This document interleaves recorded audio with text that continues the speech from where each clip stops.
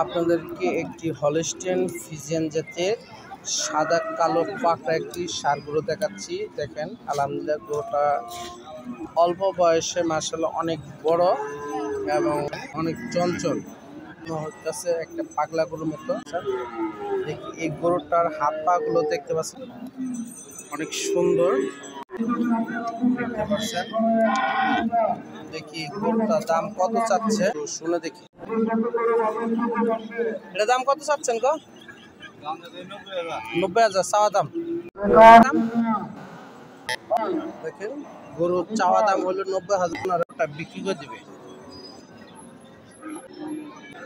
প্রতিদিন ধরনের লালন পালন করলে অবশ্যই আপনারা লাভবান হবেন। দেখেন